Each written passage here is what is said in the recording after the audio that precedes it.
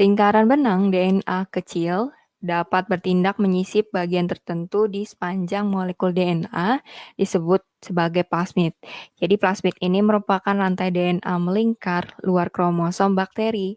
Nah, plasmid ini terbentuk pada saat melakukan proses atau teknik rekombinan DNA.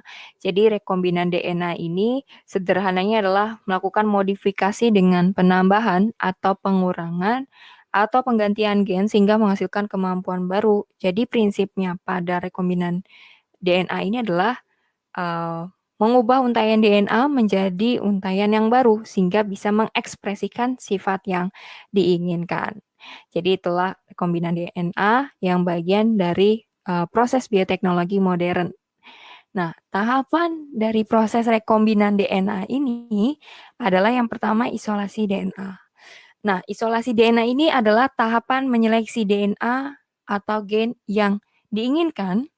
Proses ini mengekstrak kromosom dari organisme donor. Jadi kromosom yang dipilih tersebut dipotong menggunakan enzim restriksi di mana pemotongannya ini dalam satuan DNA berubah menjadi segmen-segmen kecil.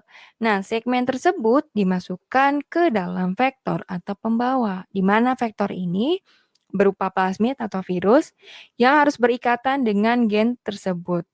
Nah, plasmid merupakan rantai DNA melingkar luar kromosom bakteri.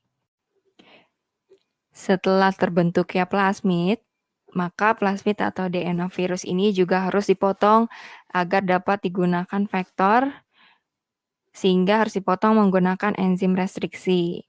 Nah, gen yang telah diisolasi akan digabungkan ke dalam plasmid atau plasmid vektor yang dinamakan sebagai proses transplantasi gen. Nah, penyambungan atau penggabungan gen ini dibantu dengan enzim ligase yang menyambungkan ujung-ujung nukleotida. Lalu setelah disambungkan, maka vektor mengandung DNA asli dan asing. Jadi ada dua komponen enzim yang membantu proses DNA rekombinan ini. Yang pertama enzim restriksi yang berperan sebagai gunting pemotong, lalu yang kedua adalah enzim ligase yang berperan untuk menggabungkan DNA. Nah, ini adalah gambaran dari plasmid seperti ini. Jadi berbentuk lingkaran di mana yang warna merah ini adalah sisipan gen dari luar. Nah, bentuk lingkaran ini dinamakan plasmid.